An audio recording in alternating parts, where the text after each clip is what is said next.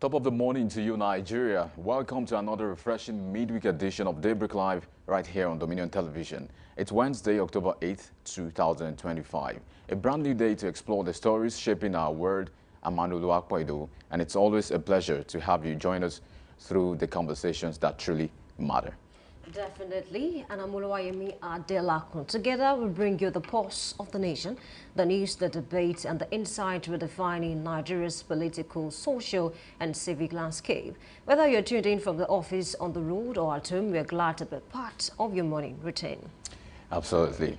Here's what's ahead on today's program. First, on Daybreak Gist, Yakubu steps down. What next for Nigeria's electoral future? The unexpected resignation of Professor Mahmood Yakubu as INEC chairman has sent ripples across the political space. What does this mean for electoral reform, institutional trust, and Nigeria's democracy heading into 2027? We'll unpack the implications, the power plays, and what comes next for the nation's most crucial democratic institution. And after that, we'll bring you the weather update and then the Daybreak News, a crisp roundup of the top headlines from across Nigeria and beyond. Yes, so much more. Then it's time for our newspaper review and analysis, where we will be joined by Ofino Ignatius Eboselime, a seasoned public affairs analyst and good governance advocate. He'll help us make sense of some of the big stories shaping Nigeria's headlines today. Definitely. And for today's big story, from dialogue to action, how your schoolgirls are shaping education policy. It's a heartening story of advocacy, courage, and change. Young girls in your state are proving that even the smallest voices can make the biggest impact. Through structured dialogues and leadership platforms, these schoolgirls are influencing real education policies and inspiring a generation to speak up for their future. To help us explore this, we'll be joined with Ewa Oluwa Orowale, Executive Director of Mentoring Assistance for Youth and Entrepreneurs Initiative, MEYIN, a non-profit driving education, gender equity, and civic engagement among underserved youth in Nigeria. With years of experience in the bag, leading transformative initiatives like the Girls in Education Dialogues and Smart Mobile Library Project. She's also a passionate person about creating spaces where young people, especially girls, can learn, lead, and thrive. I look forward to that discussion. Okay, it's a midweek blend of insight, impact, and inspiration from the halls of power to the classrooms shaping tomorrow. Stay with us. This is your trusted morning companion for news, analysis, and perspective. Definitely. You're watching Daybreak Live on Dominion Television, Ibadan. Let's get right into it. Shall we? We shall. We shall. Good morning. Top of the morning to you this morning. Well done. How are you? I'm very well. I'm very well. Apparently. I can say the same for you as well. I mean, yeah, the guy is making everybody talk, so it seems like the conversation is quite big enough to talk about this morning. Definitely. And of course, just like we read, when we were speaking about, what we're going to talk about this morning, we have something in our hands, that happened yesterday where Mahmood Yakubu stepped down from his office. What do you make of that? Because a lot of Nigerians are surprised. They're asking, is it because of the talks around this office that, okay, the president should not be the one to appoint the new INEC chair? Is that why he resigned 1 month earlier? Because I think he's there about 1 month, in office, but then he decided to step down yesterday. Okay, so let me start from what he said. He said he gave reasons for this to say he wants a fast transition in for whoever's coming in to be, to start working immediately and to settle in, like we know. This is, of course, a very good thing to do if you really would consider the person that is coming in, especially the person has not been in the space like he has been. He's had so much experience. 10 years in the bag is not a joke. And so he mentioned that he did this so that whoever's coming in can also get into the system as fast as possible. But away from that also, there are many conversations surrounding this whole issue of who is supposed to appoint the chairman of the INEC, because whoever appoints the chairman of the INEC might, in a way, have the backing of the chairman. It's almost natural. It's almost like a knee-jerk reaction to say, if you put me here, then I have to serve your interest. And so that's brought a lot of speculation, a lot of challenges as to a lot of people's mind to say, okay, so what then is the case?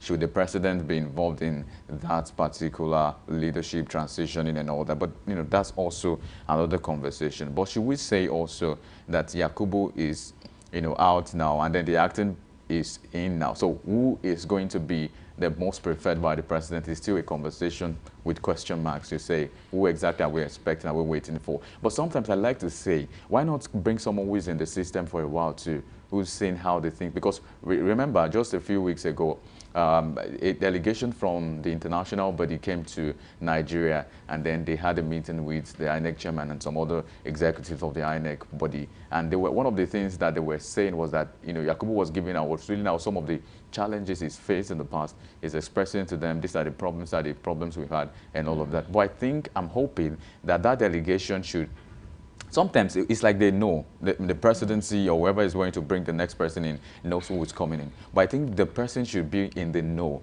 as from now, even before now. When the delegation came to Nigeria, the person should have been around to see the observation and all of the conversations around how to really man that post. So I hope that is true. I hope the federal government they've done that. I hope everything is still in the pipeline to say, okay, whoever's coming in should now start seeing how it's being done, to see what can we do better, what did he not do? Because he mentioned some of these failures and then some of the successes he recorded. Remember some of the beaver system and some other things that they've introduced in the last election, which is actually a plus for them, a thumb up to them. But again, away from that too, we need whoever would come in to be someone who is in the thick of things as to that electoral reform space or the electioneering process phase, to understand how to go about moving forward. 2027 is coming, and a lot of people are asking questions that what should be the case, what would be the case for the Nigerian state, especially for the elections. So many things are about to happen.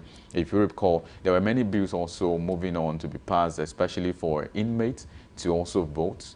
You know, some are saying for the people in the diaspora as well to vote. They are trying to move for all of those things. So that can be a bit of, the dynamics of that might not, because this is the first time we're doing that. So it might be a lot of stress on whoever is coming into, on how to reel out the process and how to go about all of this. But I think if there's anything we should do now is to, whoever is coming in should be more prepared than Yakubu. Okay, I think you're very spot on. And then yesterday, I was able to read that Yakubu handed over to one of the most senior national commissioner, speaking about, May Abamuche, yes. That's her name. So she's one of the most senior, because she's a national commissioner, and then she's been in the system as well. Because I read some comment online where some Nigerians are saying, looking at her face, I don't know, she might be too calm for Nigeria, and I'm wondering, really, sometimes we judge some persons too early. Yeah. Allow her, and I'm not even sure she'll remain the substantive, that's another chairman. It's up to the president to decide on that. She's still acting. And then if you check her CV, I think she has a very strong CV. I mean, she's a legal practitioner with about 30 years of experience. She's been doing this for a while, and then she has degrees not just in Nigeria, but outside of Nigeria as well. But apart from that, let's talk about Yakubu right now, because Nigerians took us back to 2023. In 2023, Mahmoud Yakubu said to Nigerians that, okay, results will be transmitted through the Beavers, the website. But then at the end of the day, he came out to say, oh, there are glitches, and then because of that, we cannot transmit election, the result through the Beavers. And then at the end of the day, he said, okay, I have the result, I have the winner. And a lot of Nigerians asked, how? Because according to you, the Beavers had glitches. So whatsoever happened in 2023 depleted that trust that Nigerians had in INEC. So he mentioned that, okay, we've been able to restore a lot of things. Billions of naira was spent on the Beaver. So these are the areas that, yes, this acting chairman should begin to look at. How can we get things better? How can we restore that trust, that Nigerians have lost in us? So I think she has a lot to do, a lot of expectations from her. Why? Because Nigerians have a lot of issues with the past, chairman that just, stepped down. And don't also forget that there are some elections coming up, recently, in Anambra State. States, yeah. Yes, the area council election in FCT, and of course an election in Ikiti. I'm not sure. We don't know. Maybe she'll be the one to, conduct this election, maybe before the president will appoint a new chair. She has a lot of responsibility. What are the errors of 2023? She should begin to look at those errors, and then she has a lot of time to work on them, because, I mean, before any election now, she still has time. Okay, Anambra is quite close now, but then the chairman that just left said, okay, they've made some provisions, for some of the elections that are very near. So she has a lot of responsibilities, and I want to believe that she's going to do better. I'm trying to sound optimistic now. Oh, okay. Definitely there might be issues at the end of the day, but I just want to believe that she's going to do better, because I read the CV and I'm like, wow, interesting. But sometimes it's not just about your beyond the good CV. CV. Yeah. We've seen people who have other degrees, great results, but then they still do not get it right, with Nigerian. So the onus lies on her now to say, okay, can we begin to look at those areas? how can we make the BVAS work? Because that BVAS is one of the issues, a very strong, issue that Nigerians, had with Mahmoud Yakubu, to say that when the senatorial election happened, the BVAS did not develop glitches. All of the elections happened. The BVAS did not develop glitches. But then when it came to presidential elections, then glitches happened. You need to check Twitter and see comments of the people. It's a lot. And don't also forget that, Pa Adebayo, a very leader, came out in 2023. I read that tweet when he said that, what IBB did in 1993 is synonymous with what Yakubu did in 2023. What do I mean by that? He said because the election was annulled back then and is considered one of the most free and fair election in Nigeria, not just by local bodies, but by international bodies, to say that people voted across ethnic lines. They didn't care whether someone is from this region, someone is a Muslim or a Christian. People voted accordingly. And then you can see similarities between that. Even in 2023, a lot of persons didn't care whether this person is from this region or that region. So she has a lot of expectations. Should Absolutely. she remain the substantive chairman or not? She needs to do I mean, that's something to really talk about, because just like we're mentioning that the onus lies on her to do a lot of things. The question again is, for how long will she be allowed to do that? Because as an acting person, someday, somehow, soon enough, someone might come over to be the original chairman. I mean, she's original, but she's acting, right? Someone else might come to. But I just wanted to mention also that, instead, like you also mentioned, I'm going to support what she said in the sense to say, if we say that we want to look at Yakubu's track record to say how well did he do, that might really take a lot of time. Why not just focus on the way forward? Who's next? What did he do wrong? Let's fix it. What did he do that he didn't do quite well? Let's make it better. I mean, that's like the way to go, just like you also mentioned. Because we have to also question the fact that, can there be a 100% fair and free election? That's a question. Even around the world, if in developed nations of the world, they say have glitches. But it should be close, yes. Yeah, I get your point. I really do not want to tilt towards that part to say, yes, because we cannot get perfection, then we are willing to accept errors that can be avoided. It all can be. these BVAS glitches can be avoided. Absolutely. Because why did we waste, I don't want to say waste now, why did we spend billions of naira?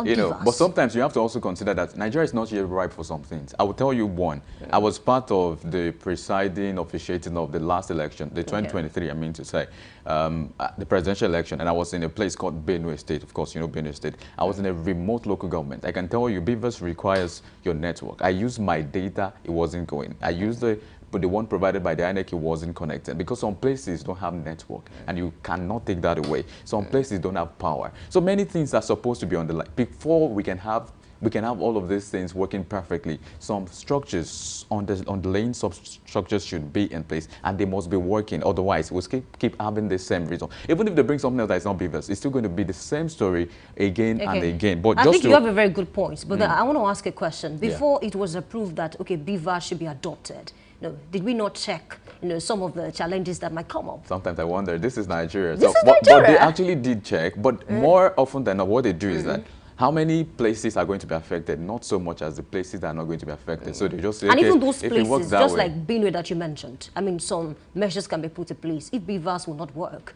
why not prepare for another method so that people can vote? They prepared another method. So we were transmitting results on offline.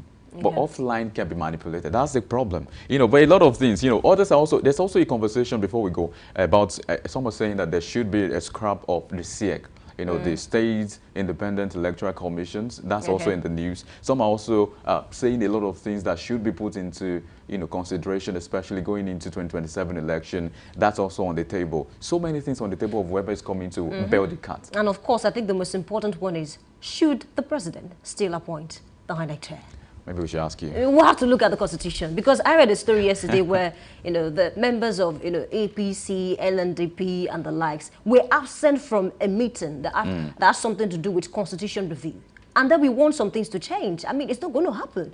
Why? Because we don't pay attention to the process, due process, because before issues like that can happen, it has to be entrenched in the Constitution. The Constitution allows the president to appoint the INEC chair. So if you don't want that to happen, then we need to begin to work now. We have all the time now. Let it not be like, we have a few months of the election and Nigerians will still start complaining. Yes, I understand Nigerians. But what happened in 2023 is a lot to handle. That trust has depleted so much, but we still have time to take care of all of these issues. That's what I believe. I agree with you. I agree with you. So on that note, we take the weather reports to see what the weather is saying if he has a voice this But before that, we need to go on a short break. And when we come back, we take the weather reports. Please stay with us. We'll be right back.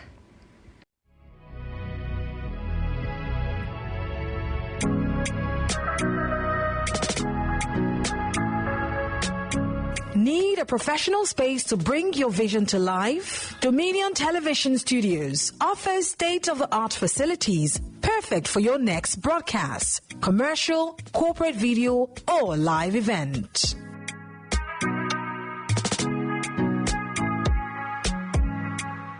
With flexible rental options, cutting-edge equipment, and a supportive team, we provide the perfect environment for high-quality productions. Unleash your creativity.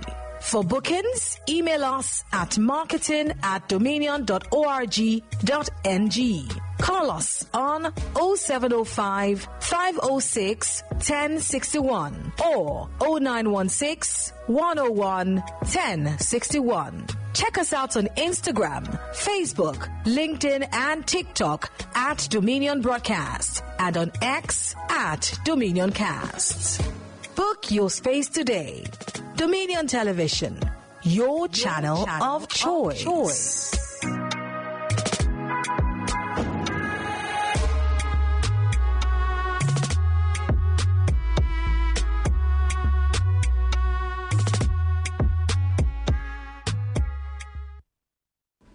All right, I'll welcome you back. Thank you for staying with us. It's time to take the weather report, and we'd like to start from Ibadan.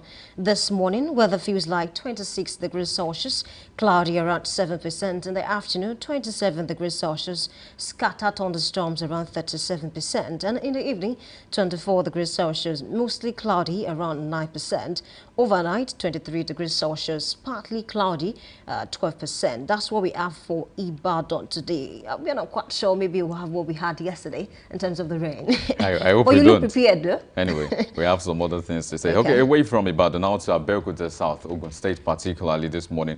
The weather feels like 23 degrees Celsius this morning. The more later part of the morning will be cloudy at 26 degrees Celsius, and of course scattered thunderstorms at in the afternoon period of today at 29 degrees Celsius. Evening 25 degrees Celsius, mostly cloudy and partly cloudy overnight at 23 degrees Celsius in Abeokuta South, Ogun State today.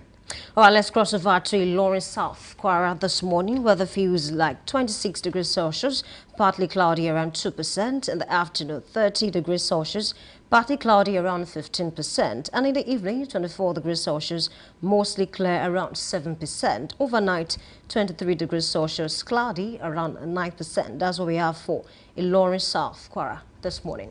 And in Lagos State, Nigeria, 24 degrees Celsius is what the weather feels like this morning. And of course, later in the morning, 26 degrees Celsius, mostly cloudy. Few showers expected in the afternoon, part of Lagos State today at 28 degrees Celsius. Evening, 26 degrees Celsius, mostly cloudy as well. And overnight, 25 degrees Celsius, mostly cloudy in Lagos today. All right, let's cross over to Ekiti East this morning. Weather feels like 25 degrees Celsius, cloudy around 2%. In the afternoon, 28 degrees Celsius, partly cloudy around 3%. And in the evening, 22 degrees Celsius, partly cloudy around 9%. Overnight, 21 degrees Celsius, cloudy around 9%. That's what we have for Ekiti this morning. Osogbo, Osun State will be cloudy, mostly cloudy today at 22 degrees Celsius averagely, and the morning period about 26 degrees Celsius, mostly cloudy. Scattered thunderstorms is isolated around the afternoon period at 29 degrees Celsius, and evening 23 degrees Celsius, partly cloudy as well. Overnight 23 degrees Celsius and cloudy in Osogbo. All right, let's cross over to Kano. Weather this morning feels like 29 degrees Celsius, sunny around 1%. In the afternoon, 34 degrees Celsius, sunny around 0%. And in the evening, 27 degrees Celsius, partly cloudy around 2%. Overnight, 23 degrees Celsius, clear around 6%. That's what we have for Kano this morning. The weather is fair in Kaduna North today. Kaduna State, we're at 21 degrees Celsius. And of course, it's fair. Later in the morning, 26 degrees Celsius, partly cloudy. Afternoon, 30 degrees Celsius, mostly sunny. And of course, evening, 24 degrees Celsius, clear and partly cloudy also overnight at 22 degrees Celsius in Kaduna North. Kaduna State. All right, finally for this morning, let's talk about Abuja FCT. Weather feels like 25 degrees Celsius, cloudy around 5%. And in the afternoon, 29 degrees Celsius, partly cloudy around 4%. And in the evening, 24 degrees Celsius, clear around 7%. Overnight, 22 degrees Celsius, partly cloudy around 8%. That's all we can take this morning for weather report. We need to take a short break now, and when we come back, the break news will come up. Please stay with us. We'll be right back.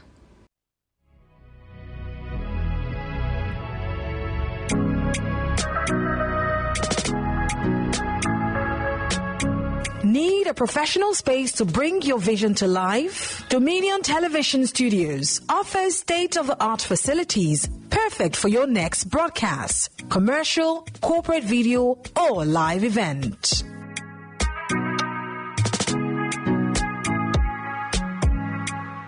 With flexible rental options, cutting-edge equipment, and a supportive team, we provide the perfect environment for high-quality productions.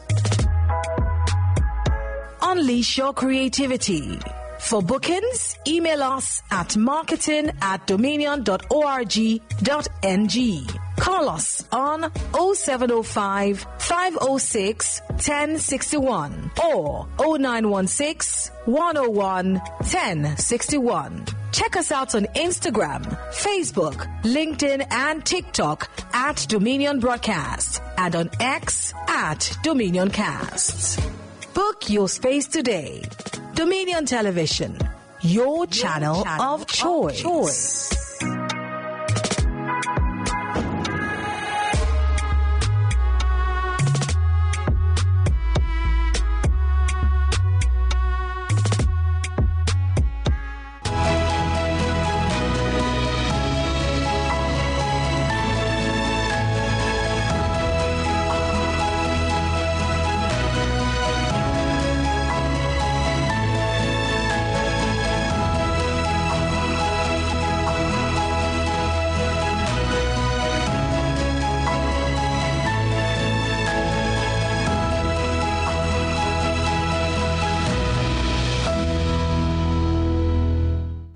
Hello and welcome. This is Daybreak News on Dominion Television. My name is Anulu Akpo Ido. We start with the federal government, where the federal government has launched an independent data platform for the Revenue Mobilization Allocation and Fiscal Commission, RMAFC, to ensure the timely and accurate rendition of solid minerals revenue data across states. The new platform, according to the Commission, will serve as a reliable, discrepancy-free data source that can be used for verification, comparison, and attribution of revenues generated from the solid minerals sector into the Federation account. Speaking in Abuja at a one-day sensitization exercise on the implementation of a new solid minerals data rendition template for effective revenue monitoring, the chairman of RMAFC, Dr. Mohammed Bello Shehu, said the new system was designed to close existing information gaps and strengthen transparency in revenue reporting. And away from that, Minister of Works Dave Umahi has stated that legal disputes surrounding wind homes should not tarnish the government's reputation or deter Nigerian diaspora investors from participating in infrastructure and real estate projects.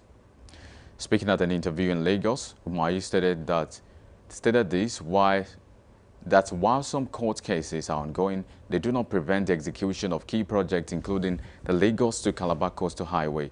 Umahi expressed concern over media coverage, adding that investors from the diaspora who are resident in Nigeria have reached out and is ready to meet them to clarify project details and ensure confidence. The Academic Staff Union of Universities, ASU, has said there is no going back on the planned 2-week nationwide warning strike if the federal government fails to respond to their demands on or before October 13, 2025. The planned strike follows a 2-week ultimatum issued by the union last week, asking the federal government to address its unresolved issues, including the signing and implementation of the renegotiated 2009 ASU federal government agreement. ASU President Chris Piruna stated this during the orientation and leadership meeting at the ASU Niger Delta University branch in Bayelsa State, insisting that the union's position on the warning strike will not change except their demands are met by the federal government. A national commissioner at the Independent National Electoral Commission, INEC, May Agbamuche Mbu, has taken over as the acting chairman of the commission, according to a recent report. This followed the formal handover of duties by Professor Mahmoud Yakubu, who is proceeding on a terminal leave. The announcement was made at the INEC headquarters in Abuja during the stakeholders meeting with resident electoral commissioners, REC. River State's Governor Siminalayi Fubara has described as unfortunate the fire incident that gutted a section of the State Secretariat complex in Port Harcourt.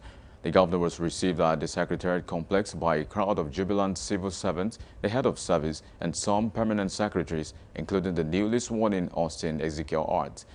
Speaking to journalists after the inspection, Governor Fubara expressed gratitude to God that no life was lost, noting that the damage was restricted to a small section of the building. Governors elected under the platform of the People's Democratic Party, PDP, have pledged commitment to unity, transparency, and credibility in the party's upcoming national convention, scheduled for November 15 and 16 in Ibadan, the state capital. This pledge was made during the meeting of the PDP National Convention Organizing Committee Protocol Subcommittee in Abuja, chaired by the Governor of Adamawa State, Amadu Umaru Fintiri, and co-chaired by the Governor of Plateau State, Caleb Mutfwang. Governor Fintiri stated that the committee is dedicated to delivering a credible and transparent process that upholds the principles of internal democracy. One thing I will assure you is that we still need a lot of commitment and sacrifice. One thing I would want to assure you is that the main committee will support this committee. The Ibadan Convention would test the PDP's organizational strength and demonstrate its commitment to internal reforms. Taking the convention very seriously. That is why we're going about discharging our duties with every sense of responsibility. I've always advocated that those who started PDP will not want or wish that it will die in our time. And we therefore have a responsibility to make sure that we keep the platform alive for the people of Nigeria. He reaffirmed the PDP status as Nigeria's most credible and people-oriented political party, dedicated to maintaining its values and positioning itself as a trusted vehicle for democratic renewal in Nigeria and across sub-Saharan Africa. And now in business, the Minister of State for Petroleum Resources, Oil, Heineken Lokpobiri, has said the federal government is determined to ensure that every barrel of crude oil produced in Nigeria adds real value both at home and abroad. He also announced a strategic push to bolster indigenous refining capacity, underscoring a pivot toward energy self-sufficiency and economic growth, as he affirmed the government's commitment to ensuring domestic refiners receive a reliable supply of crude oil through the domestic crude oil supply obligation. Lokpobiri, who was represented by his technical advisor, Nda Adaba, at the 2025 Current Summit in Lagos, added that the Naira for Crude Sales Agreement will continue to play a vital role in reducing the cost of fuel production. And in sports, Nigeria's under-17 women's national team, the Flamingos, will depart Abuja today, October 8, 2025, as they begin their final preparations for the 2025 FIFA Under-17 Women's World Cup in Morocco.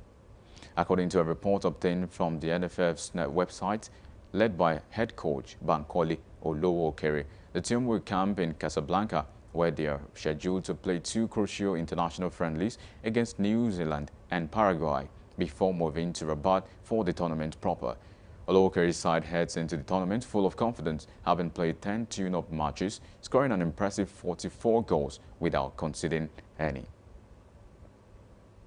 You can visit our website on www.dominion.org.ng to watch us live and interact with us. You can also follow us across our social media platforms: Facebook, Instagram, TikTok, YouTube, and LinkedIn at Dominion Broadcast, and X at Dominion Cast.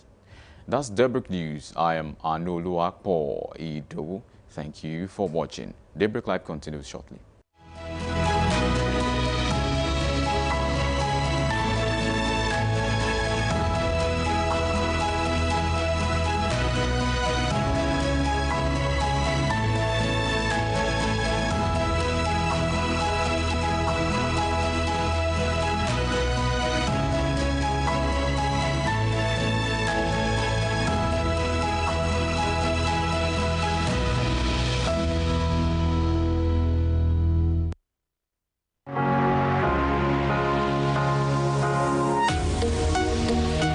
Live from the heart of the action. Welcome to the nerve center of Next Level Broadcasting.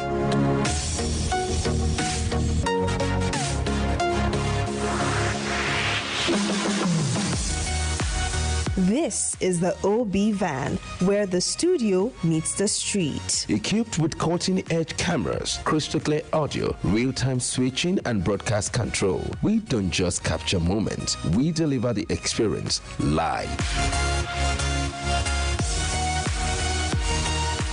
Anywhere, anytime, from stadiums to red carpets, breaking news to buzzing festivals, weddings, birthdays, and all sorts of ceremonies. We bring the world to your screen in real time. It's not just a van, it's a complete mobile production house, a command center, a broadcast beast. This is more than a broadcast. This is the OB van difference. Live, loud, limitless.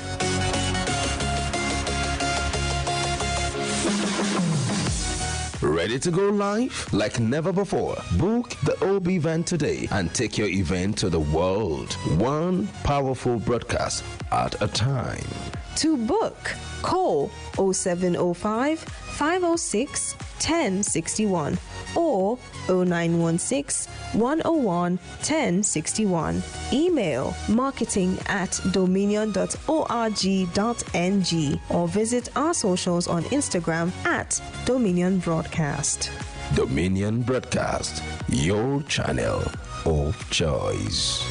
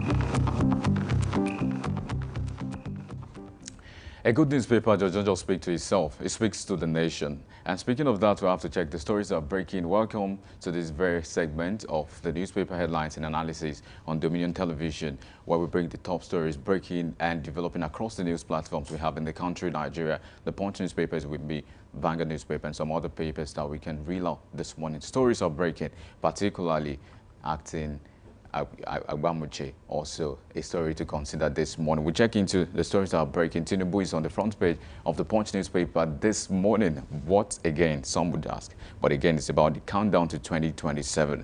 Tinubu to pick new INEC chair this week. It seems like the conversation is getting faster. Of course, yesterday there was a stepping down by Yakubu, who steps aside as president consults Council of State's selection process on the spotlight. That is also in the conversation. Should it be the president to pick the new INEC chair? maybe we'll get to know now. Away from that story, still on the top corner of the Punch newspaper, displaced Borno residents recount Boko Haram invasion. A story you might want to check out this morning. Also right beside it, World Bank dismisses Nigeria's single-digit inflation target. Also another story worthy of read this morning. How Abbas intervention stalled minority leaders' impeachment is also a story to check out on the Punch newspaper this morning. Science Minister Naji resigns over alleged certificate forgery, a big one. We'll talk about all of those topics today. It's so interesting, so intriguing. Some would say we have to talk about it, definitely. Police pensioners rally for protest after talks collapse. Also on the Punch newspaper. Nigerian Tribune newspaper is where I'll go next now to read out some stories that are breaking right on that particular newspaper. Certificate scandal. Uche Naji resigns as minister, page 3 of the Nigerian Tribune this morning. You might want to check out that story. We'll talk about it briefly and we'll get into some of the stories. INEC Yakubu proceeds on terminal leave. That's on the top corner of the Nigerian Tribune newspaper this morning. New target regime. Federal government targets relief for 98% of workers. 98% of workers? Okay, we'll talk about that as well. Osun local government fund. Supreme Court reserves judgment in state suit against AGF. And Tinubu Right Senate withholds assent to 2 bills. Says federal government must prevent abuse of funds. That is also something to check out this morning. SANU NASU to protest October 9. That's tomorrow, over federal government's failure to meet demands. Also something to check out this morning. The stories are quite filled with the Uche Naji and Tinubu's minister being accused of certificate forgery and a lot more. Dangote versus Pengersen is also trending on This Day newspaper this morning. This Day is giving us a story this day and is speaking to the Sanusi, Kuka, Ote, Peterside, others waiting in, say, unionism not licensed to cripple economy. And that's about the Dangote versus Pengersen story that's been in the know for a while and has been topical. We've been talking about that and we'll still keep our eyes on it. Imagine all eyes on Tinubu as INEC chair Yakubu bows out, Abamuche Mbu now acting.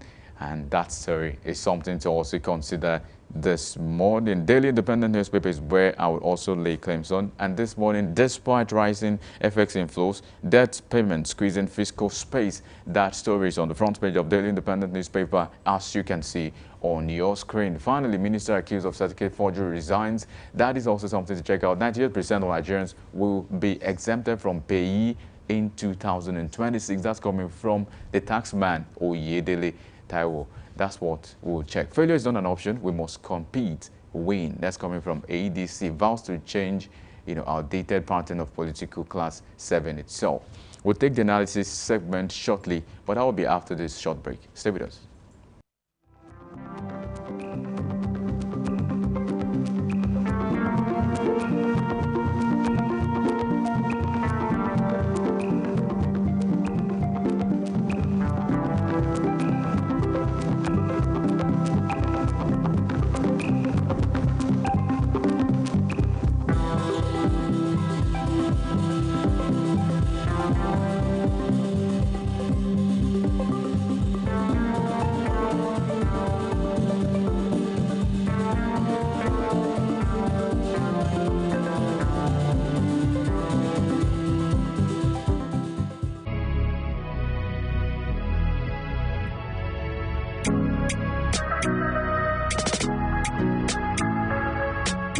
Need a professional space to bring your vision to life? Dominion Television Studios offers state-of-the-art facilities perfect for your next broadcast, commercial, corporate video, or live event.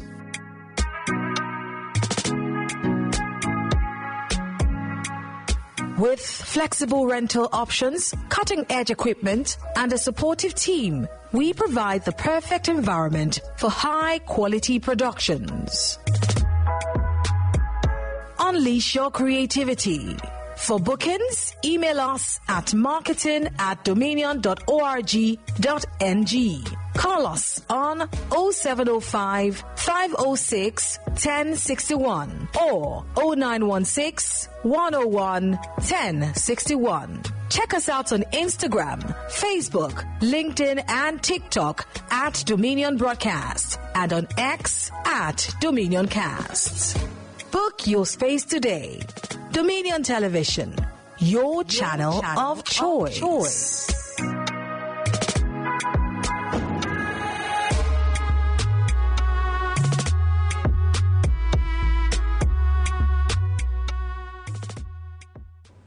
Thank you for staying tuned this morning. Now getting into the analysis segments of newspaper headlines and analysis on Dominion Television. I'm joined with Honorable Eboseliume Ignatius Ofino. Good morning to you this morning. Good morning, Anoluapo. It's so good to have you again. I'm delighted to be here this morning. So let's get into the stories. Tinubu to pick new INEC chair this week.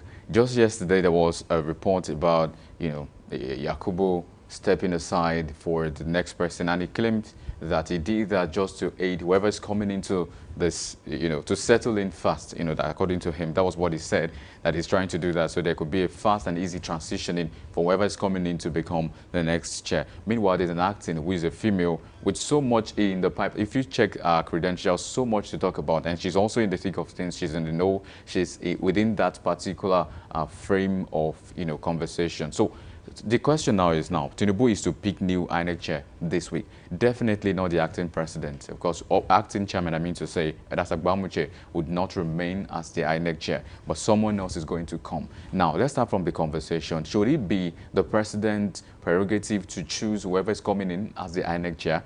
Or even if that is, does it not undermine the fact that those people can do, if you rub my back, I will rob yours? What do you make of all of this? Thank you once again. And there is one thing that is very germane when we are talking about nascent democracy. The election should be adjudged to be credible. So the electoral umpire should be adjudged to be someone that is just and unbiased.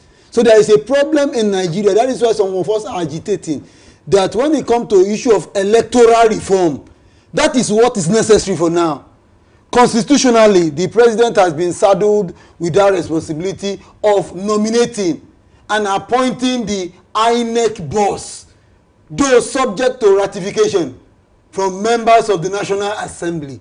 But Nigerians are saying that you cannot be a judge over your own case, that if there is going to be a free, fair, and just election in this country, that will be adjudged to be credible. The INEC chairman should not be appointed by the incumbent president. So there is an issue on ground. What stops the president starting a new precedence that I'm not going to nominate or appoint the INEC boss? That the time has come for us to do the needful. His name and legacy will go down in history as a president who established a good precedence. Now he's toiling the past, what he met on ground. There's one thing I keep saying, you have to be different from the rest people if you want to start a good precedence. So for now, you can see the president has been constitutionally saddled with that responsibility of appointing the INEC boss. But Nigerians are not happy with it. So the problem lies within the Electoral Act and the Constitution. Sorry, you made mention of Nigerians not being happy. Are you happy about this? No, I'm not happy about it. There is one thing I keep saying. We have three arms of government. We have the executive arm of government. We have the legislative arm of government. And we have what we call the judiciary, which is the third arm of government. And I believe in the separation of power. But the judiciary is not independent. The legislative arm of government has become a rubber stamp. Most of those we elected to be our representative, are they actually representing our interests? Sometimes when the president commits what we call impeachable offense, the so-called senators, they look the other way.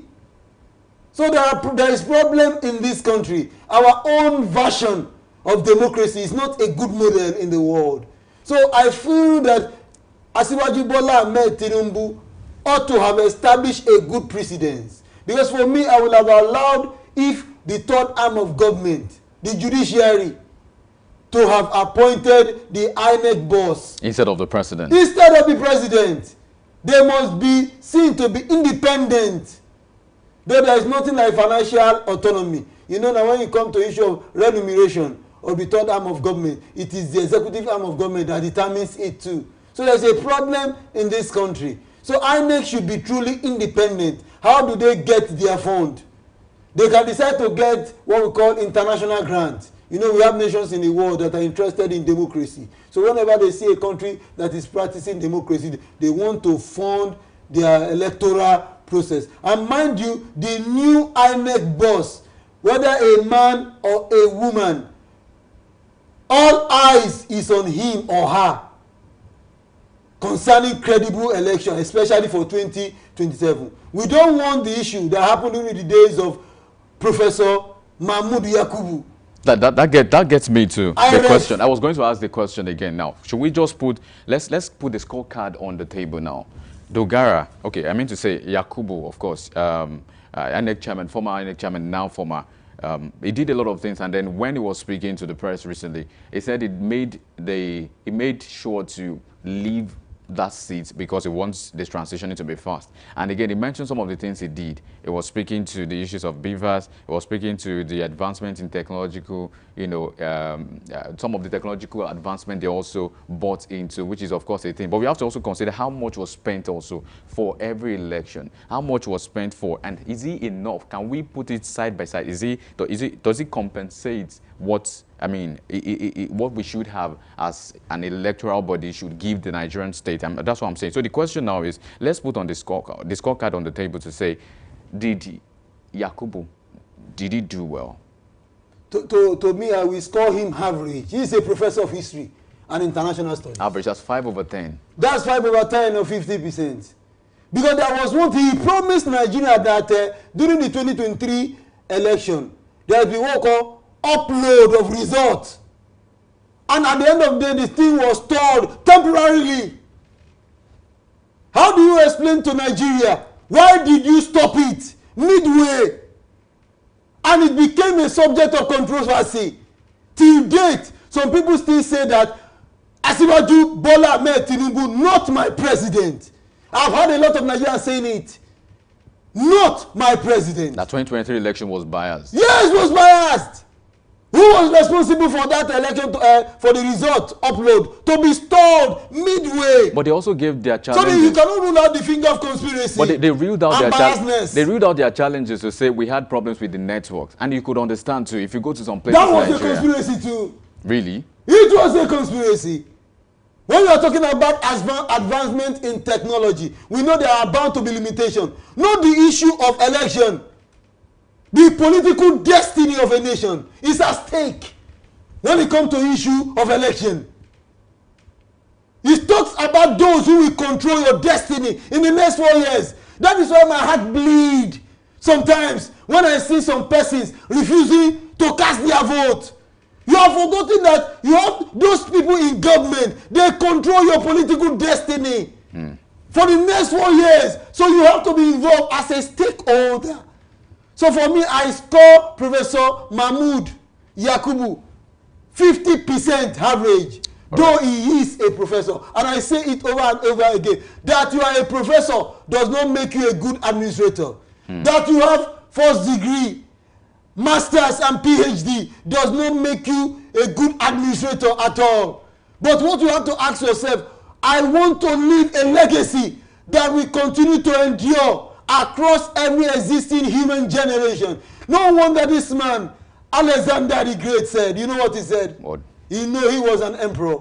He said, I made Rome in clay, but left it with marble. That's a great leader. What has Professor Mahmoud Yakubu left?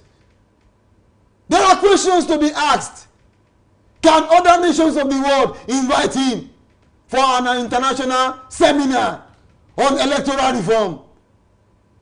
Let us be honest to ourselves. The same thing applies to Professor Jega. Atahiru Jega. He was once a vice chancellor of one of the foremost universities in this country. He had a lot of academic record. But there is one thing about him. He was biased in the sense that during 2015 election, we were told that underage voters were being registered in the north. And Professor Atahiru Jega looked the other way. All right, we might go on and on to talk about INEC because, of course, the elections is still, fast approaching, and we'll still talk about that in the course of our next broadcast and all of the programs we have. But let's move on to something quite interesting. Now, there's Uche Nnaji, who is the Minister of Science, has resigned recently. He's an embattled minister, like some have called him. Embattled Minister Uche Nnaji resigns after a lot of things. So certificate forgery was what they said to have been the case for his resignation. They said he has forged his certificate. This is not the first time we are seeing this in Nigeria, especially in the public office capacity. We've seen a lot of things. We've also seen allegations against the president, the current president, incumbent president of the country, Nigeria. We've had that conversation about some of his certificates not being original. And this is again another time. When can we leave this conversation finally and know that whoever we appoint is certificate forgery free? The word integrity is relative. I can choose to be a honest person, and I can also choose to become what? A dishonest person. But for honesty, there must be a reward. For dishonesty, there must be a consequence. Now look at this man, a cabinet minister, Minister of Innovation, Science and Technology, Uche Nnaji, accused of what? Certificate forgery. That shows that he lied to the president, one. He lied to the nation, two. He lied under oath. Because before you are sworn in as a cabinet minister, you have to take a public oath. So he should be prosecuted according to the law for forgery and perjury, so that it will serve as a deterrent. The same thing applies in the academia too. We have a lot of falsification of age, even in the civil service, falsification of age. Have you not heard about the issue of ghost workers? That is why the government decided to organize what we call verification exercise for workers. So there has been a lot of what? Dishonesty in the public sector in Nigeria. If you say you are a president, why should you indulge in what we call certificate forgery? Nobody should be adjudged or seen to be above the law. And we heard about the Chicago certificate scandal. The certificate scandal is still on, and President Donald Trump is interested in it. He's going to give Asiwaju Bola Ahmed Tinubu the shocker of his life in 2027. Are you sure? I'm on air. I'm saying it. During Joe Biden, Nigerian president was never invited to the White House. And my heart still bleeds till now. President Donald Trump refused to invite Asiwaju Bola Ahmed Tinubu to the White House. All right. There is something that is fishing. And I still say it again. President Donald Trump will give Asiwaju Bola Ahmed Tinubu a shocker concerning that Chicago certificate. I'm on air, I'm saying it. All right. I know what is going to happen. I'll probably pen that down. Yes, write it down. 2027 elections. Yes. All right, so let's move on to something else. But not moving on from this story still, you still have to question the fact that, is this not an affront to the screening committee? Because if you say, we keep having this case, what happened to those who are supposed to screen them? Are they so not supposed to be up and running, up and doing? Are they not supposed to be tagged and accurate to say, even if they are not 100% accurate, they should know that, oh, there's a chance of forgery in this certificate and all of these things. Can we do something? Can we hold on till we finalize the investigation? INEC has been programmed to do the bidding of their tax master. Who? The incumbent president that appointed them. They know, INEC know the right thing to do. So you know this was so they are under pressure. So this was you planned. don't blame INEC, absolutely. But there is one thing you must know. If somebody wants to encourage you to do something that is bad, and you are a man of conscience, you decline and raise objection. And if you see that the pressure is too much, you resign honorably. That is what is done with Senator Klein. I resign based on what? Personal reason. It's not necessarily you expose the nation. Why you resign? Men of honesty will do that. There has been a lot of compromises. Sometimes I begin to ask myself, what are the screening committee actually doing? When you are screening the academic certificate of any political candidate, the first thing you have to do, because from aspirant you become a candidate. So the INEC has that job to screen their credential. their birth certificate. But don't be surprised. Most of them keep doing what we call affidavit. So the judiciary itself is not honest enough. Sometimes, do you think it's easy for a governor to steal public funds? The director of finance is also culpable and accomplice. It's not easy for a governor or for the president to steal public funds without connivance with the Minister of Finance. Attorney General of the Federation. And the Central Bank Governor.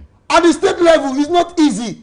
There must be a connivance with what? The Commissioner of Finance, the Director of Finance, and the bank executive too. They're all involved. So it's so sad. We need men and women that are refined in character to be in charge of what? The screening committees. The screening committee. At least one of them will say, no, this information you gave to us is false. Look at visa application. Most people have been denied visa today in America or UK. Do you know why? False information. That is why. You were born in 1980. You said you were born in 1985. 10 years ago, you were born in 1984. This year, you are now born in 2001. Discrepancies. We need men and women that are honest. Because they are the one that will do what? Control our political world. Destiny. Now, government policies actually affect our lives as human beings. Do they not affect our life? When the president decided to remove the oil subsidy outrightly, it affected everything. That was what we call a multi-dimensional impact on everyone. Is there multiplier effect? Are we not seeing the multiplier effect?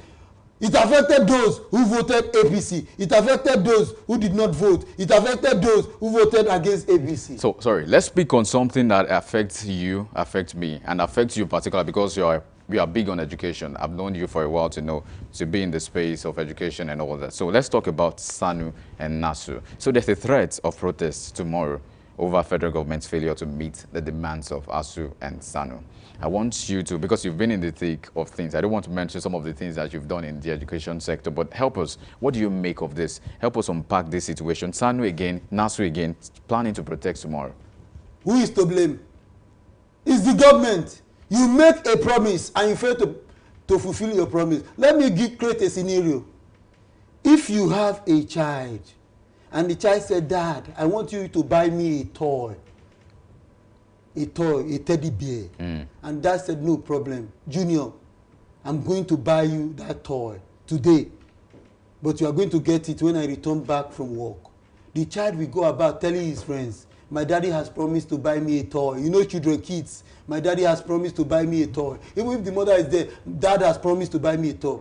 The first is that when that dad return back from work, get home, the child is expecting a teddy bear or a toy from the dad. And the child now said, Dad, good evening, sir. How was work today? Fine. Where is my toy? And dad is saying that, no, I don't have toy. There's no toy. Next time, do you think that child will ever believe his dad? Even if his dad is promising him everything, you know what the child is going to? That was what you said the other day. I don't know why adults are behaving like kids. Especially the government. Whatever you know you cannot be able to implement, don't promise. And there's one thing you must know.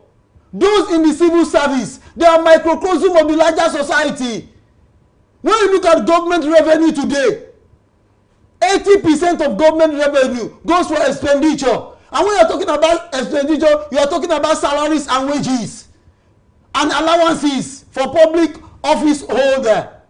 Now, in the civil servant, those in the civil servant today, irrespective of the political party, they must be paid. Those in ministries, departments, and agencies of government, MDAs.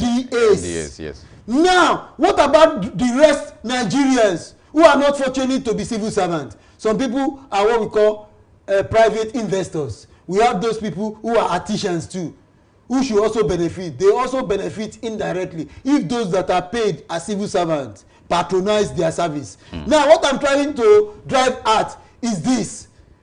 When we are talking about salary, it's just only microcosm of the society that benefit from it. But when we are talking about capital project, You want to build roads. You want to build airports. You want to build seaports. You want to build what we call healthcare centers. You want to build schools. Every one of us will benefit as a Nigerian citizen. Now, you are talking about Senior Staff Association of Nigerian University. You are talking about Non-Academic Staff Union, NASU. The same thing applies to ASU too, Academic Staff Union of Universities. They are making a demand. Now we have the issue of university autonomy. The ASU has that autonomy to elect who becomes the vice chancellor. But now, what about the issue of financial autonomy? How many of the vice chancellor today can attract what we call international research grants for their university to complement government effort? And government is not even funding what we call academic research. That has been a problem. I want to appeal to SANU and NASU not to go on strike. Because if you are going on strike, it will affect the academic program of all the students. And it will not even speak well. An idle hand is the workshop of the devil. All right. So it's so sad. I'm appealing. The government must implement that demand. If you are not going to even implement that demand, out of 10 demand, why not implement, let me say, 5 or 6 as the first instance? All right. For want of time, I would still like to take your thoughts on this very issue very fast, in just a few minutes. Just tell us, the Dangote versus Pengassan story. Many persons are waded in. Sanusi, Kuka, Ote, Peter's side, others, and they're saying that unionism is not a license to cripple economy.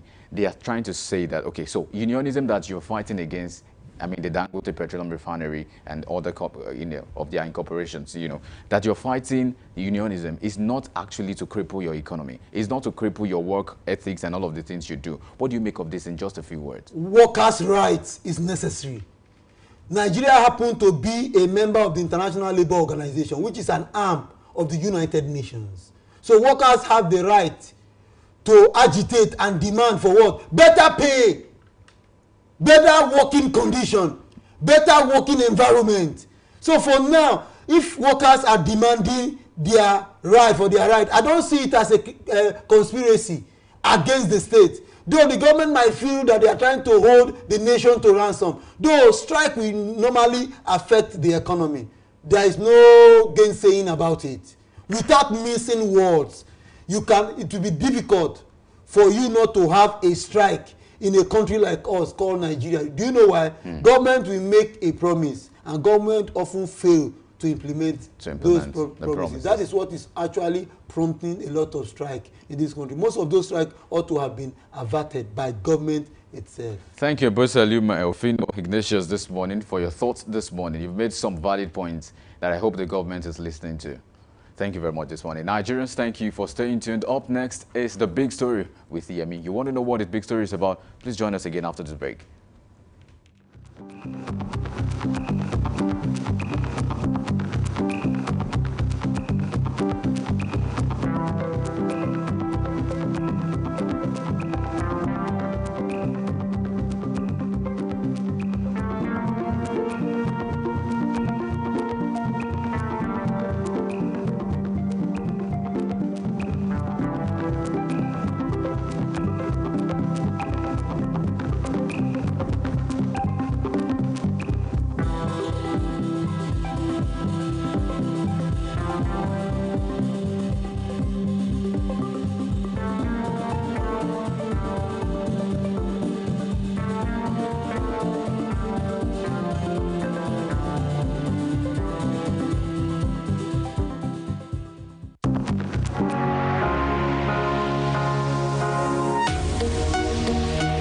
Live from the heart of the action. Welcome to the nerve center of Next Level Broadcasting.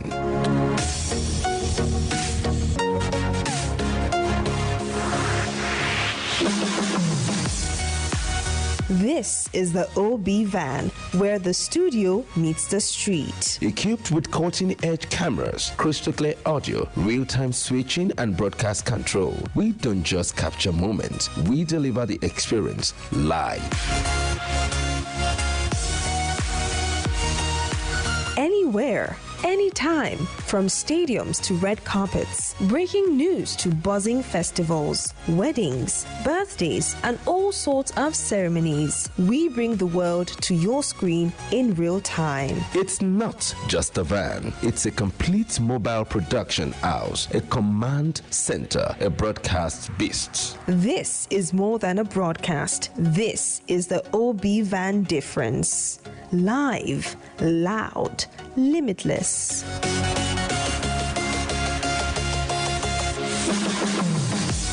Ready to go live like never before? Book the OB Van today and take your event to the world. One powerful broadcast at a time. To book, call 0705 506 1061 or 0916 101 1061. Email marketing@dominion.org.ng or visit our socials on Instagram @Dominion Broadcast. Dominion Broadcast, your channel of choice.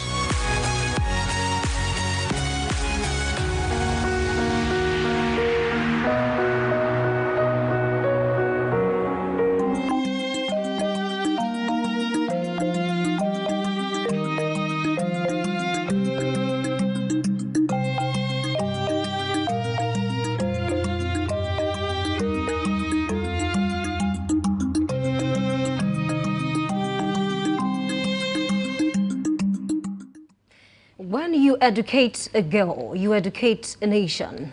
But when you empower a voice, you reshape the future. That quote perfectly captures the essence of a big story today. A story of courage, conversation, and change. Across your state, a quiet revolution is unfolding, one that is placing young schoolgirls at the center of education policy conversations. Through structured dialogues, mentorship, and advocacy, these girls are not just learning in classrooms. They are influencing how classrooms are governed. At the heart of this movement is Mayen, the Mentoring Assistance for Youth and Entrepreneurs Initiative, a non-profit redefining youth engagement through education, gender equity, and civic participation. Leading these changes, Ewalua Orowale, the executive director of Mayen, a woman deeply committed to creating safe, empowering spaces where young people, especially girls, can learn, lead, and thrive. Under her leadership, initiatives like the Girls in Education Dialogues are helping Oyo schoolgirls find their voices, shape policies, and hold leaders accountable. It's a powerful story of transition from dialogue to action. Good morning. Thank you for joining us. Good morning. It's so good to be here today. Definitely. You look good, by the way. Thank you. You're welcome. All right, to begin with, can you walk us through Mayen? How we started, what inspired this creation? Oh, okay. Thank you so much. So Mayen started in 2012. It came out of a desire. We noticed that there was a gap in education generally, access, learning crisis, quite a number of things. And so we initially started, Mayen's founder, her name is Idem Osai.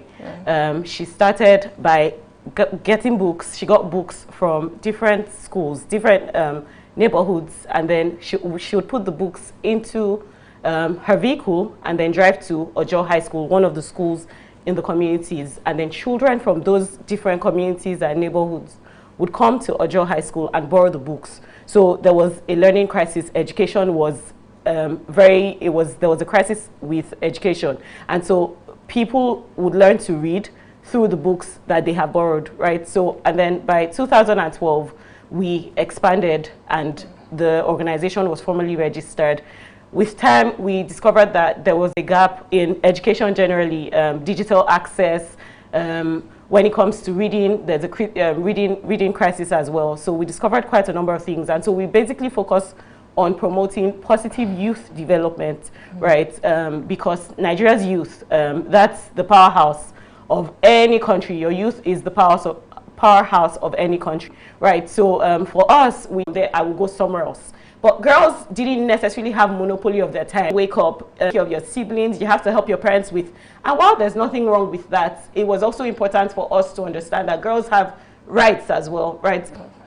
So most especially when it comes to education. Education is a right, is every child's right. And so in a lot of communities, marginalized communities, there was that gap. If you see a family that maybe they've hit a crisis, a financial crisis, they'll rather send the boy to school rather than the girl. The girls will probably go hawk or support their parents. And then let's not forget child marriages, period poverty. There's so many issues, right? So when I saw the organization, I knew about the organization and I had loved it from afar. But when I joined in, I think that was something that really struck me, how there were committees as far as it's saying Shaki.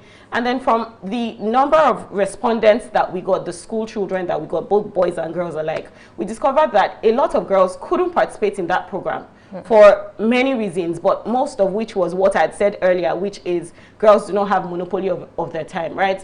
During that period, when we asked boys, they said, oh, okay, I participated, or well, maybe I didn't just because I didn't want to. But for a lot of girls, the responses were different. So we heard things like, oh, by 8 a.m., I'm taking care of my siblings, or I'm cooking, or I followed my mom to the farm. It was just a lot, which told us that a lot of education policies, while commendable, right, when they roll it out, a lot of them are not inclusive, and they do not necessarily put girls into consideration. And so after the findings from that research, we launched this Girls in Education Dialogues project. So the goal basically was to help schoolgirls really understand their rights, and so that schoolgirls can have a voice, right? So they can speak to decision makers, so that decision makers really see that the policies that they're rolling out can be inclusive and basically transformative for all genders. Okay, I was going to talk about, education, girls and education dialogues, but then you mentioned that already, and that's very smart. Can you walk us through how the dialogues are organized, from school to selection, and then the representation and the resolutions, really? Okay, thank you. So basically, what we do is we understand that change begins from one person. And so it cascades down from family to family, household to household, from one person down to a community, and then before it becomes like a wildfire. So one of the things that we really do is we go into schools, 10 schools per year, and then we work with 10 children, 10 schoolgirls across each school. So that's about 100 girls. We usually target schools across different areas, different local governments in Oyo State, in Ibadan. Right now, we're still focused on Ibadan. So we do that, and then we start with something called capacity building sessions. So the first step is to help the girls really know themselves. Who are you really? Like, in spite of all of the challenges, Toby Amushon was told she couldn't run, but did she let that stop her? No, she didn't. There's so many women who are breaking barriers, they're glass ceilings, and they're shattering them. So the first step is to help the girls really know, who am I? What do I want to achieve? How do I want to get from point A, where I am, to point B or point Z, whatever the case is. There's a woman who really inspires me, Adiola Olubamiji.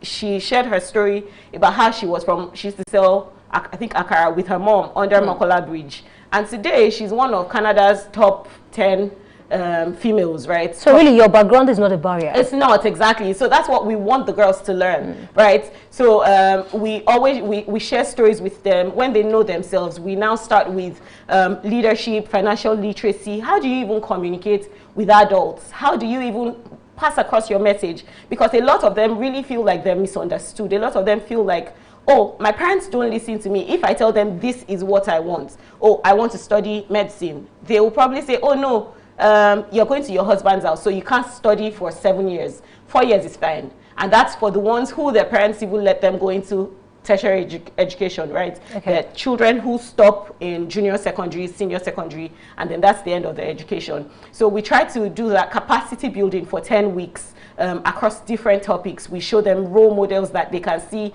that are very relatable. And then from there, we have dialogues. So we know that the girls do not exist alone. We know that they come out of a community, they come out of families. And so we have dialogue sessions with parents. So focused sessions with parents as well, where we discuss quite a number of things. How do you engage your children? How do you relate with your girls? Can you get feedback? Do your girls even open up to you? For a lot of parents in the past, we've heard them say things like, oh, my daughter is really smart though. If it's about book, don't worry, she knows that one. But when it comes to doing household chores, she needs to find a balance because she's going to be a wife.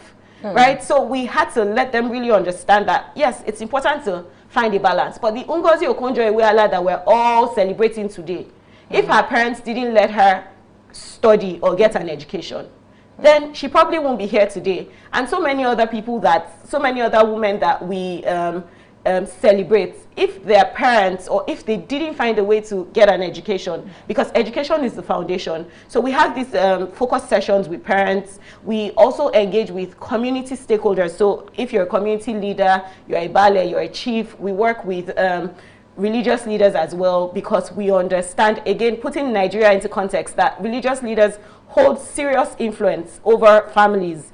So I doubt that out of every Nigerian, there's nobody that has, with the exception of atheists, right? You probably have a religious leader that guides you. It can be your pastor, it can be your imam, it can be your onisheshi, whatever it is. But the point is, religious leaders hold serious influence. And so we believe that by having these dialogue sessions with them, they can then, effect, there's a ripple effect where they can then guide the parents or influence the parents, influence the communities. And then we also, one of the things that we also do is we engage with policymakers, so the Ministry of Education, government officials, and then school leaders, which is very important because school leaders are gatekeepers, right? So you go into school today and then you're told, it doesn't matter if your intervention is going to let a girl or a boy walk on Mars. The point is, if a school administrator, a school leader, maybe the principal or the VP says,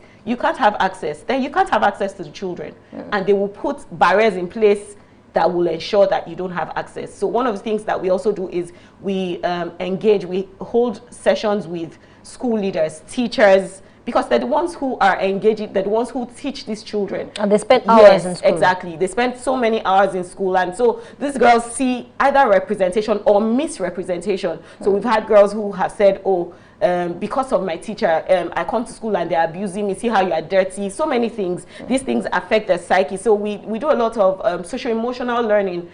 We ensure that we teach, we sensitize teachers and other administrators, school leaders on that you have to go beyond teaching ABC. You also need to put that into place so that you understand that a human being is whole.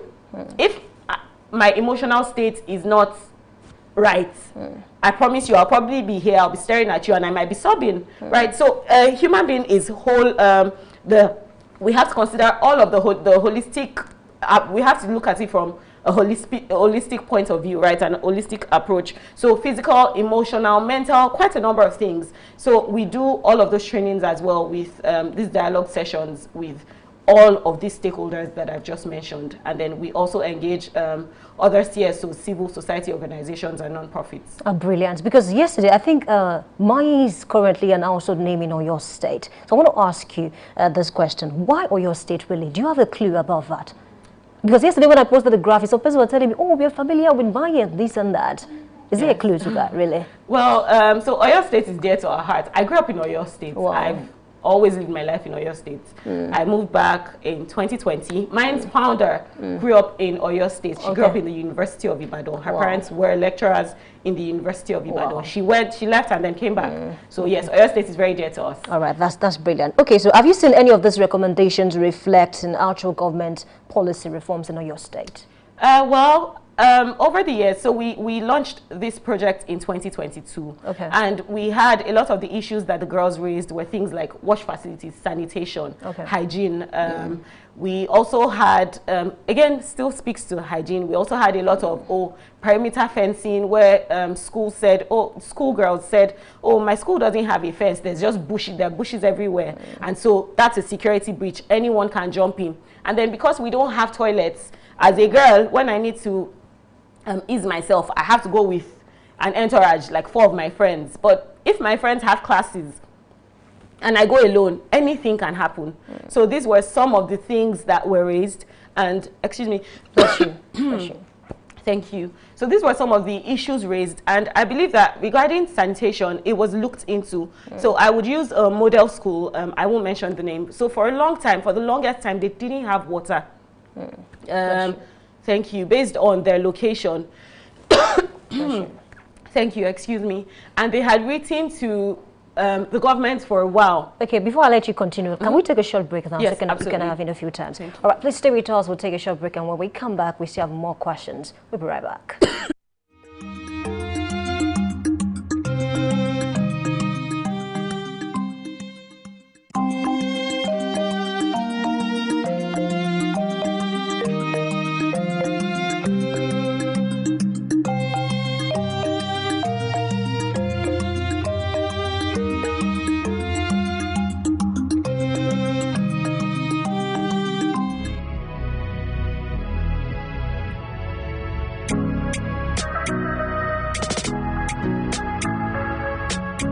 Need a professional space to bring your vision to life? Dominion Television Studios offers state-of-the-art facilities perfect for your next broadcast, commercial, corporate video, or live event.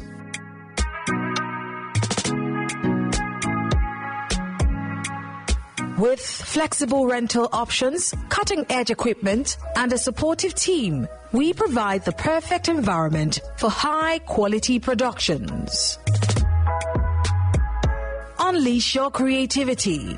For bookings, email us at marketing@dominion.org.ng. Call us on 0705 506 1061 or 0916 101 1061. Check us out on Instagram, Facebook, LinkedIn, and TikTok at Dominion Broadcast and on X at Dominion Cast. Book your space today. Dominion Television, your channel of choice.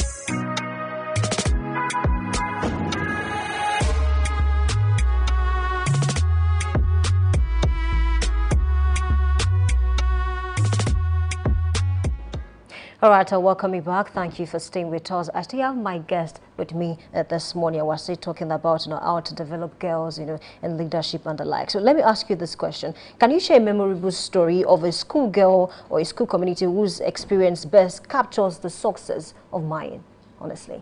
Absolutely. Thank you. So, yes, over the years, again, through the project, this has been running since 2022. Okay. And we had a lot of schoolgirls who were, because when we train our facilitators, we ensure that they're also mentors, they're role models to these girls. Okay. And so every time we finish, the girls do not want us to go. So we had a girl who said, she really wanted to be a doctor. She had spoken to her parents, and her dad said, no, that medicine is too long. The course takes 6 years, and then you do your residency before you serve, which is a total of about 7 years. If you put strike into consideration, into the mix, that's like about 9 years, thereabouts. And her dad said no, that it was impossible, that she should go study accounting instead. And it was one of the things that she really used to cry to us about, that my dad will never listen to me. He doesn't want to hear it. And so one of the things that we train them on when it comes to communication is adult communication. Identify a moment where your parents are good, right? Think about it. If I'm coming out, I've just had a bad day, and I get home and my child is saying, oh, mommy, I want this. This is what, there's a way that I would react. I mean, not every parent is able to manage their emotions, right? So adults are human beings. And so we try to let the children really see that your parents are also humans, just as you are, right? I mean, as much as possible, while they shouldn't necessarily put their frustrations on you, we have to also give grace for them. So why not have a conversation with your dad? Think about it. We had to let the girl really think about it. So what if, why does your dad think you shouldn't study medicine? Do you have issues with maybe chemistry, biology, or particular subjects that you're not very strong in, that is a science subject? And she alluded to that fact, that yes, she had some issues with one of the science subjects. So we told her, why not try to get your grades up, right? If you get your grades up, you do focused reading. We drew a roadmap. This is where I am. I'm at point A. I need to get to point Z. How do I get there? So do I need to read for 3 hours if I've been reading for only 30 minutes every day? Do I need to read for 3 hours to get to where so that I can get my grades up? Do I need to maybe do some extracurricular when it comes to Do I need to take some extracurricular lessons when it comes to chemistry or that subject that I'm failing at or that I'm weak at? By the time your parents, the person who has some challenges or who is a little bit not convinced that you should be a doctor, by the time they see that your grades have improved, then you can revisit the conversation and say, oh, so I want to be a doctor because I've seen this person. I read about Dr. Ben Carson and I see how inspiring he is. And so I would like to do this. But you've also, as Gen Z say, show workings. You've also put in the work to show or to prove to them that I'm doing something about it. So by the time that had happened, right, so she started, her work got better, her grades got better. And I mean, but the last time that we spoke, which was by the time we were finishing the program, her grades had improved, and so she was in a better space with her parents generally. And it's the same for a lot of these children. Oh, my parents said that they don't have money to buy me school sandal, but when I come to school, I will be looking scruffy, and so I'm upset at my mom. Why not find a way to save? If it's 50 naira every day, if it's 100 naira every day, you go to your parents and tell them, oh, my sandal is 3,000 naira. Somehow, I've been able to save the sum of 1,000. Can you support me with the remaining 2,000? There's a way that they will even feel joy that, oh, my child is financially not just independent, but that child even understands financial literacy, right? So I think that's also one of the success stories that we have for the girls. In the end, we saw the girl, she had bought the sandal, she was very excited. In fact, she came to show me and said, Auntie, see, I'm wearing my sandal. I saved money and my mommy bought it. In fact, her mom didn't collect the money from her. Her mom bought it just because she was proud that, well, her daughter had started saving. Well, I love that. A truly inspiring story that we have. Okay, I would love us to also talk about something this morning. I've read about it and I'm truly impressed. That is SMRLS, SMOOS. I'm not sure I'm correct about that. Smiles. Smiles, Yes. all right. The Smart Mobile Library with Integrated Services project. What inspired it and how far have you gone in actualizing the goal of setting up 50 libraries in Nigeria, really? Okay. So Smiles started as, in fact, I think that was where mine even started from. Okay. Foundational literacy. We wanted children to be able to read and write. We wanted children to be able to really understand. A lot of children are in school, and there's a learning crisis, by the way. We don't, like, people are in school, but if you ask an average GSS2, in fact SS2 student, to read a sentence and explain it, it's a problem. So according to the World Bank, I think 4 out of every 10 children cannot read or comprehend a complete sentence. That's between the ages of 7 and 14. Wow. So it shows that we have a learning crisis on our hands. Children are in school, but they're not learning, which has there are many factors to that: the quality of education, the teachers, the curriculum, so many things, right? But what we really just wanted at our core was for children to be able to read and write. That was it, especially reading. And so that was where we started from. So as at 2023, we had been doing that, but through our mobile libraries in schools. Okay. So we would again take books into a van and then go from school to school and basically run like library services. These children could borrow books, and reading really does a lot. It helps with your retention, your core memory. It does so many things for a child, right? You can even, your diction, it helps with vocabulary. There's so many things that it does. And so through that, as at 2023, we have a strategy document that we draw up every 3 years, right? So we decided that, oh, you know what, we need to establish smart libraries across, because would you believe that in Oyo State alone, we have, in the entire Oyo State, 33 local governments, we have only 16 libraries. Out of those 16, there are 15 in Ibadan. There's only one outside of Ibadan. And out of all of those 16, majority of them are institutional libraries. So e.g., the University of Ibadan Library. Archives. Exactly. So a child can't even go into those libraries to read because the books are not they're not age appropriate. You go there to read, what are you reading? It's really nothing that speaks to a child.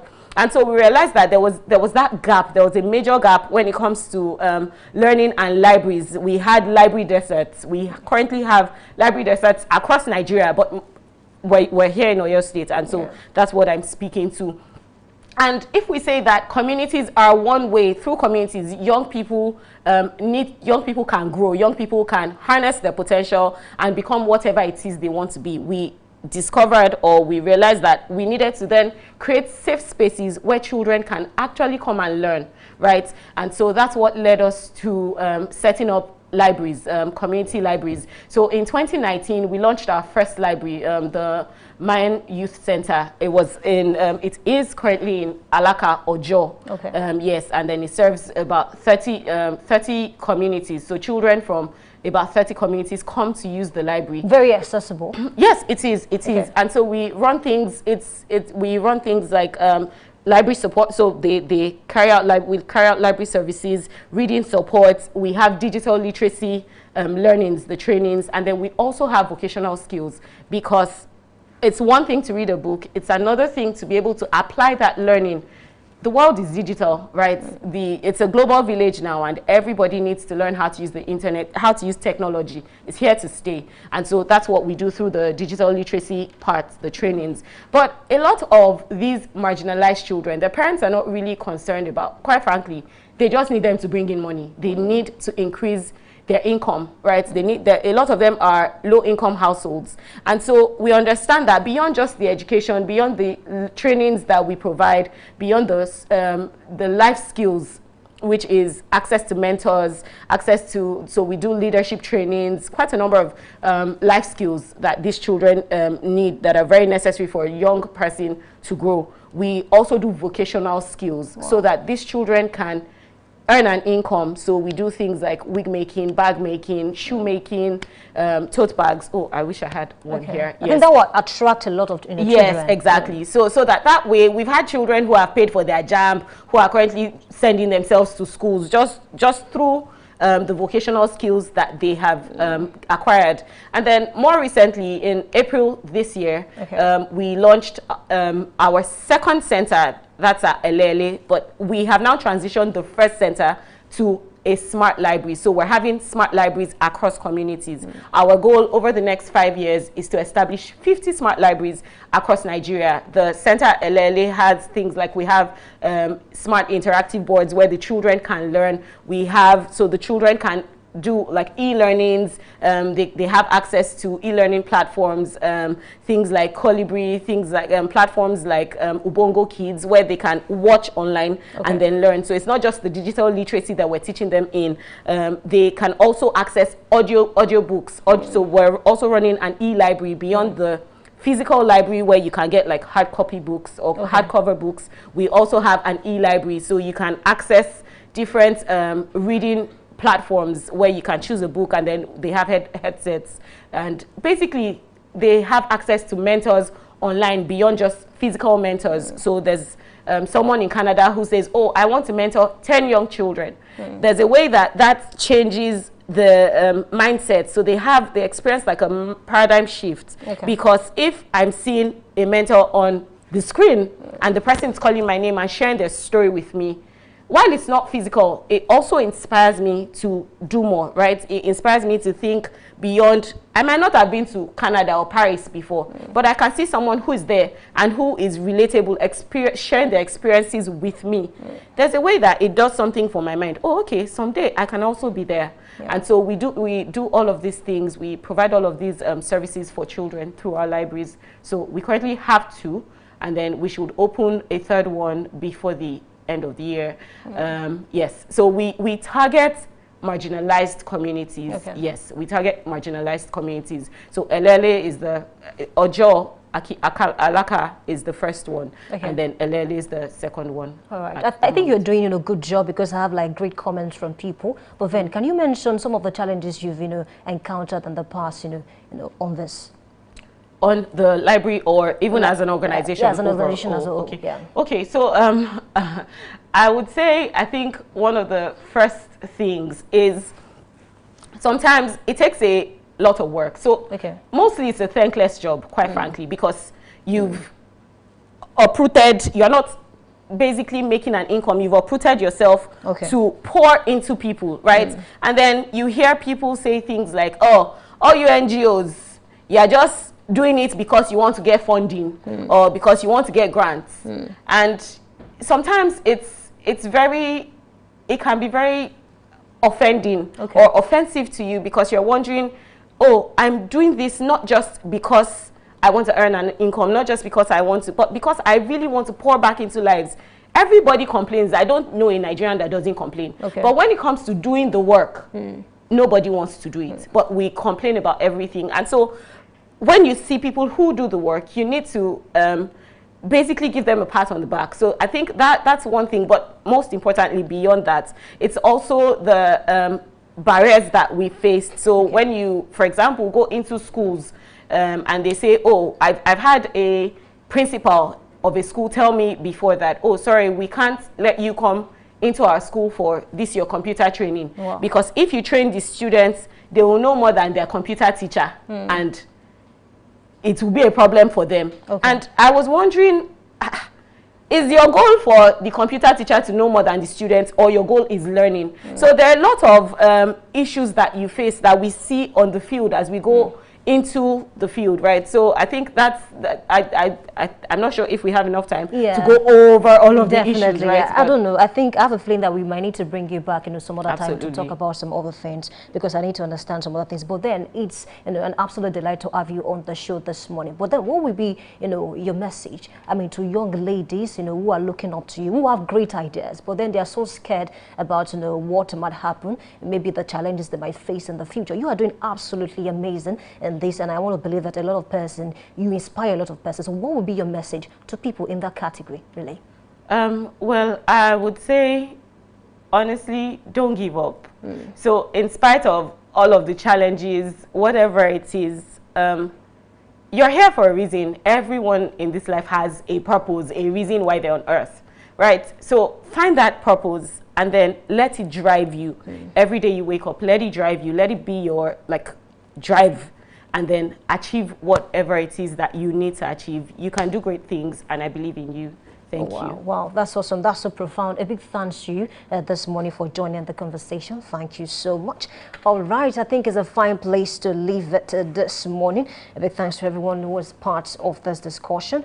The true measure of progress isn't in the policies we write, but in the voices we empower to write them. And that course sums up today's conversation and the remarkable work being done by the young girls of your state who are turning ideas into impact. Through dialogue, advocacy, and determination, they are proving that when girls lead, education follows. A heartfelt thank you to Ewalua Orowale, Executive Director of Mayin, for sharing insight on how mentoring, inclusion, and education can truly reshape our future. And to every young girl listening, remember, your voice is not too small to be heard, and your dream, just like she mentioned, is not too bold to believe. This has been the big story on Daybreak Live, where we spotlight the people and ideas driving transformation across our nation. Amuluayemi Adelako remind you that the mind has no gender, and real change begins when voices rise above silence. Thank you for being a part of Big Story. We need to take a short break, and when we come back, we'll look at the Trend Watch. Stay with us.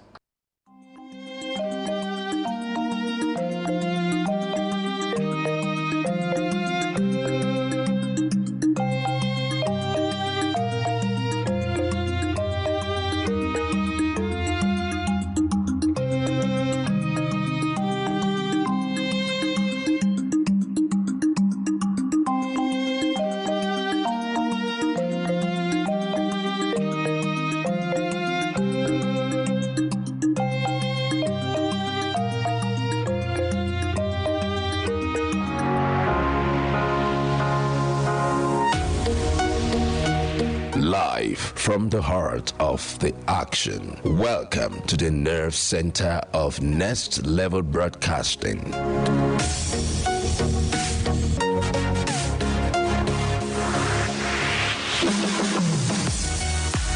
This is the OB van, where the studio meets the street. Equipped with cutting-edge cameras, crystal clear audio, real-time switching, and broadcast control, we don't just capture moments, we deliver the experience live.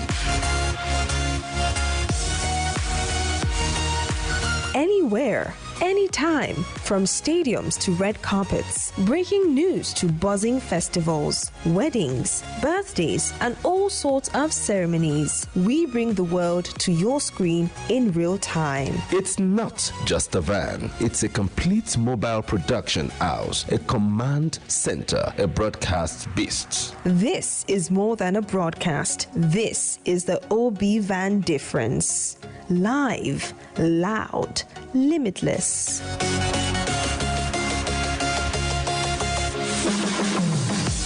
Ready to go live like never before? Book the OB Van today and take your event to the world. One powerful broadcast at a time.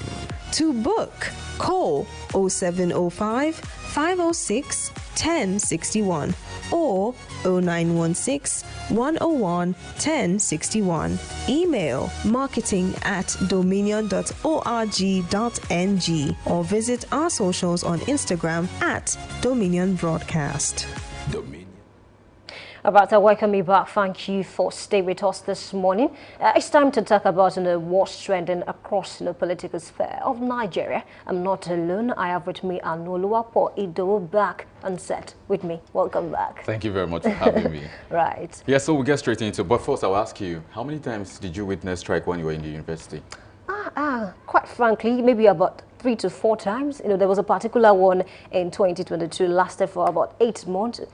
A very serious strike, honestly. Okay, speaking of strike, actually, it is a breaking news that the Senior Staff Association of Nigeria Universities, SANU, and Non-Academic Staff Union of Education and Associated Institutions have declared a one-day protest for Thursday over the federal government's failure to meet their demands. This is breaking right now. It seems like the same story, the same old story again, and we have so many comments to run through. Just go through some of the comments. All right, let me do just that. But then before we actually go to the comment, I just want to believe that the federal government can actually tackle this matter. Now, just like when they came on board to say that, okay, the president said, I'm going to tackle all this ASU strike and all. I'm going to make sure that, students don't have to go on strike. But their demands are not met. I mean, definitely, speaking of that, I want to believe they know what to do to make sure that this strike will not happen, because, I mean, the lives of children have actually, been better in for the past 2 years now. So I want to believe that, the government should step in at this time to make sure that they don't go on strike. These 2009 agreements that we are still flogging every single day, can they work on it? This is 2025. Don't you agree? Maybe we are beating a dead horse, but again, I mean, let's see what Nigerians are saying. All right, Shewi is saying the real issue is simple. Our government has failed again.